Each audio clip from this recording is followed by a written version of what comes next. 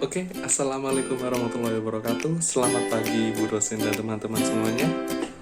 Perkenalkan, nama saya Ferdi Yudawadana dengan NIM 1815808107 dari program studi Ilmu Pertanian Perkebunan. Oke, di sini saya akan jelaskan materi singkat tentang sertifikasi bibit sebagai pemenuhan tugas dari Ibu Dia Aisyah. Adapun topik materi yang saya bawa mengenai penerimaan dan registrasi sampel di laboratorium. Daripada penasaran, yuk langsung aja kita lihat materi tersebut. Di mana di dalam materi tersebut saya angkat memiliki dasar hukum seperti Peraturan Menteri Pertanian Nomor 24 dengan nomor tanggal 43/2013 yang mengenai organisasi tenaga kerja Balai Penelitian. Kemudian yang kedua ialah Peraturan Menteri Pendayagunaan Aparatur Negara Nomor 15 Tahun 2012 tentang pedoman standar pelayanan. Nah, pada materi pertama ialah mengenai unsur poin A, di mana unsur poin A tersebut merupakan penerimaan sampel di lab. Kemudian apa saja sih tugas dari laboratorium mengenai customer yang ingin mengirimkan sampel? Yuk langsung aja. Di mana penerimaan sampel bertugas menerima sampel, mengecek jumlah dan kondisi sampel yang dibawa oleh customer ataupun pelanggan. Dan juga adapun alur penerimaan sampel tersebut untuk kejelasan dari materi mengenai penerimaan sampel laboratorium. Di mana di prosedur pelayanan laboratorium memiliki bagan atau urutan dalam pelaksanaannya pelayanan publik mengenai customer yang ingin mengujikan sampelnya. Yang pertama, pelanggan atau customer membawa sampel, kemudian menuju instansi ke laboratorium.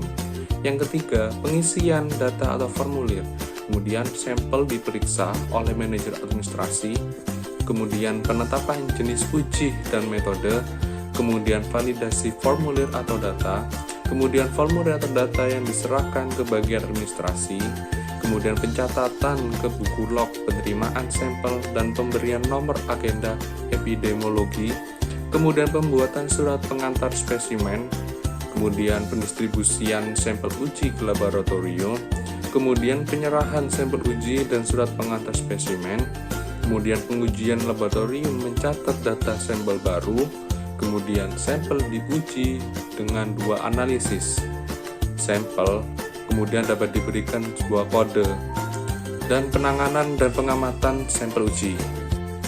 Nah, ini merupakan penjelasan dari prosedur pelayanan laboratorium yang berasal dari bagan yang sebelumnya saya jelaskan.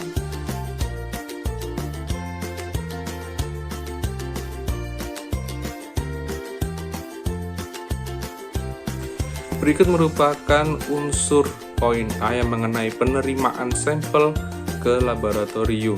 Dengan secara jelas, pasti akan mengerti. Kemudian pada poin unsur B ialah registrasi sampel di lab, di mana kita ketahui pada pengecekan sampel ketika belum registrasi ialah sampel disegel. Pastinya sampel disegel, bukan?